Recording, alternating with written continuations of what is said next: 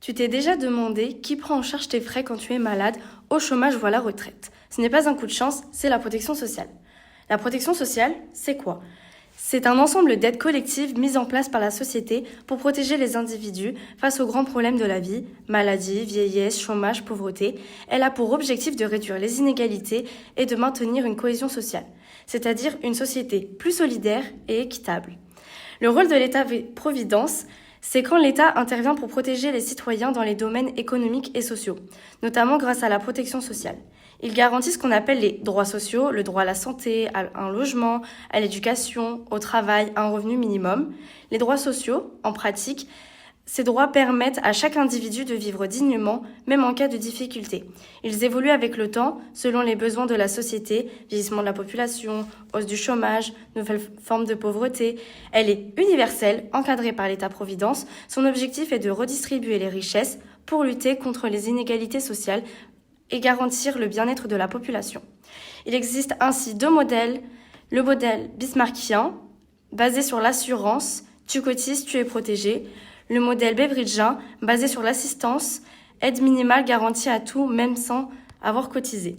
La France a choisi un modèle hybride qui combine le principe de solidarité, on aide ceux qui ont besoin, principe de responsabilité, chacun contribue selon ses moyens, et le principe d'universalité, en visant l'égalité et l'unité de la protection contre les risques sociaux. En gros, tout le monde bénéficie des dispositifs ayant contribué ou non. Elle sert à quoi et comment elle agit? Les risques sociaux pris en charge sont les risques maladie, vieillesse, famille, chômage et les risques émergents, dépendance, pauvreté, logement difficile, exclusion sociale. C'est les prestations en espèces, transferts monétaires aux ménages, revenus de remplacement, et les prestations en nature, remboursement des dépenses de santé prises en charge par l'assurance maladie et les complémentaires, et le bénéfice de certains services qui prennent en charge les risques sociaux.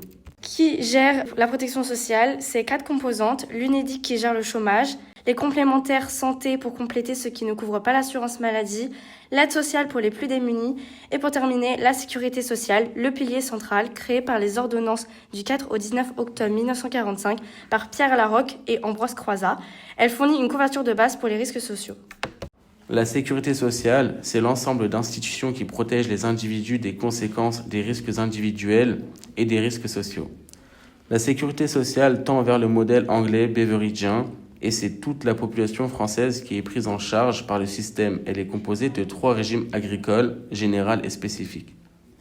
Cela représente 5% de la population dans le régime agricole, 7% du régime spécifique et 88% de la population dans le régime général. Il y a encore des branches comme dépendance avec le CNSA, retraite avec l'assurance retraite, famille avec les allocations familiales, maladie et accident du travail et maladie professionnelle avec l'assurance maladie ou encore la branche recouvrement avec l'URSSAF. Tout ça, c'est le principe de subsidiarité. En gros, cela veut dire que les décisions doivent être prises par le niveau d'autorité le plus proche du citoyen. L'assurance maladie, c'est le cœur de notre système de santé. Elle rembourse une partie des soins, mène des actions de prévention et garantit l'accès aux soins pour tous. Elle finance à elle seule 75% des dépenses de santé en France.